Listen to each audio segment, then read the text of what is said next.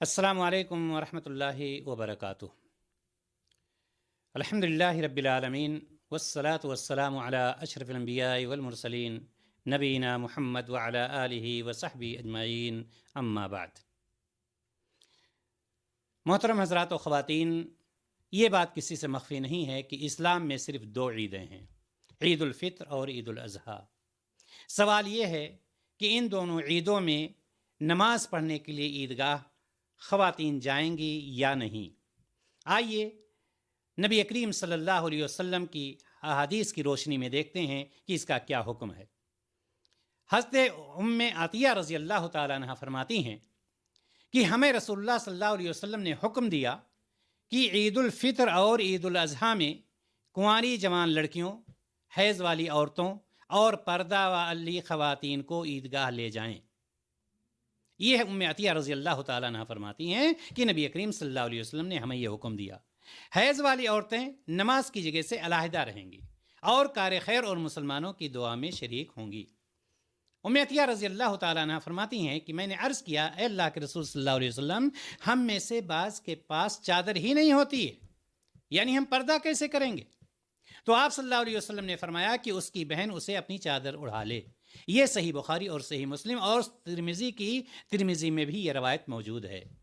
اسی طرح سے ابن عباس رضی اللہ تعالی عنہما سے روایت ہے کہ رسول اللہ صلی اللہ علیہ وسلم عید الفطر یا عید الاضحیٰ کی نماز کے لیے نکلے اور 2 رکعت نماز عید ادا کی۔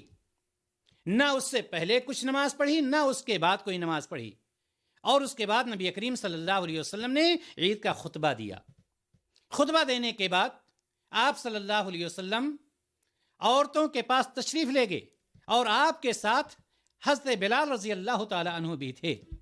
آپ صلی اللہ علیہ وسلم نے خواتین کو واعظ و نصیحت کی، صدقہ کرنے کا حکم دیا، تو کوئی عورت چھلے نکال کر دینے لگی، کوئی عورت کنگن نکال کر کے دینے لگی، کوئی کچھ دینے لگی۔ پھر اس کے بعد نبی کریم صلی اللہ علیہ وسلم اور حضرت بلال دونوں تشریف لے گئے۔ یہ روایت بھی صحیح بخاری اور صحیح مسلم میں موجود ہے۔ محترم حضرات و خواتین، ان حدیثوں سے صاف طور پر معلوم ہوتا ہے کہ رسول اللہ صلی اللہ علیہ وسلم کے عہد مبارک میں خواتین نماز عید کے لیے عیدگاہ جایا کرتی تھیں، اور وہ مردوں کے پیچھے رہا کرتی تھیں، اور مرد آگے ہوا کرتے تھے۔